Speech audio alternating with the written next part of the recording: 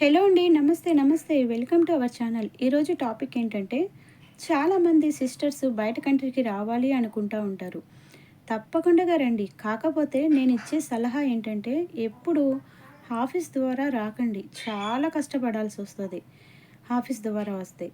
అలాగే ఏజెంట్లకి అస్సలు నమ్మకండి. ఏజెంట్లకి అయితే అస్సలు నమ్మొద్దు. వెళ్ళేంత వరకు ఒక మాట చెప్తారు. వెళ్ళిన తర్వాత వేరేగా ఒక మాట చెప్తారు. నీకే పని చేయడం రావట్లేదని చాలా ఇబ్బంది చేస్తారు. మీరు రావాలనుకుంటుంటే ఖచ్చితంగా రండి. కాకపోతే కువైట్‌లో గానీ, బెహ్రెన్‌లో గానీ ఎక్కడైనా సరే మీ చుట్టాలు, మీకు తెలిసిన వాళ్ళు, మీ ఇంటి పక్కన వాళ్ళు ఎవరైనా ఉంటే, మీకు తెలిసిన వాళ్ళుంటే వాళ్ళ ద్వారా మీరు రండి. అలా వస్తే భయపడాల్సిన అవసరం ఉండదు. మనం అడగగలుగుతాం వాళ్ళకి. నేను ఇలాగే వచ్చానండి.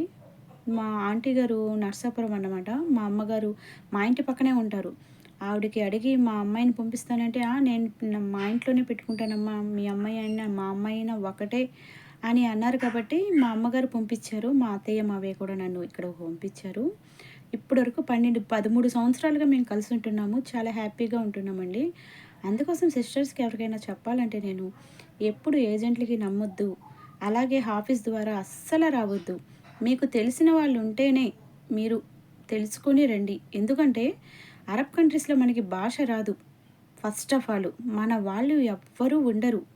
మనకు సహాయం చేసేవాళ్ళు ఎవరైనా ఉన్నారంటే, మనకు తెలిసిన వాళ్ళు మమ్మల్ని పిలిచిన వాళ్ళనే మమ్మల్ని సహాయం చేస్తారు.